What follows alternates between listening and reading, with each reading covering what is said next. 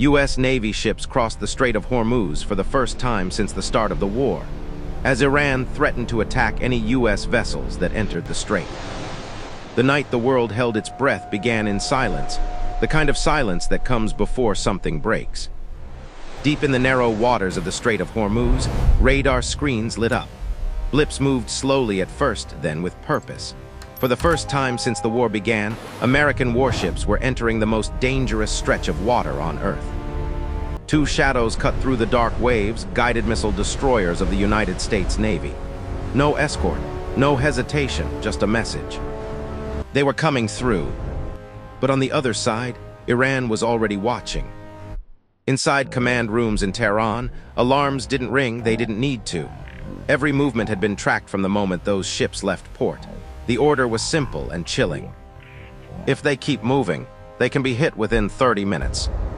The tension wasn't just military. It was personal, it was political, and it was global. Because at that exact moment, across the border in Pakistan, negotiations were underway. Diplomats sat across from each other, speaking calmly, while just miles away, warships edged closer to a possible spark that could destroy everything being discussed. Then came the warning. Iranian officials sent a message through mediators, clear, direct, and dangerous. If that vessel continues, it will be targeted. No ambiguity, no delay. And yet, the ships did not turn back. They kept moving. Back in Washington, Donald Trump took to social media, projecting confidence to the world. He declared that Iran was losing big, that the United States had already destroyed its military power, and that the strait would soon be fully open again.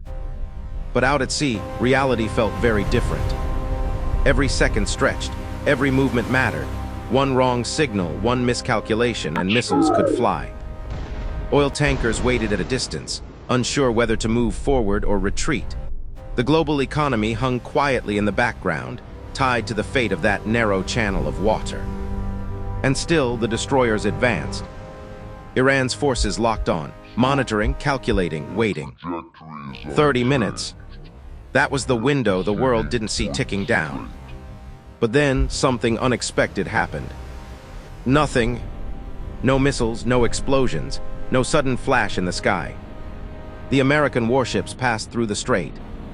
Alive. Unchallenged. The threat had been real, the response had been ready, but the trigger remained untouched.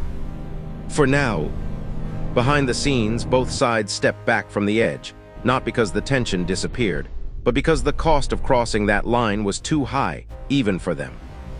But make no mistake, this wasn't peace. It was a pause, because the next time ships enter those waters, the countdown might not stop.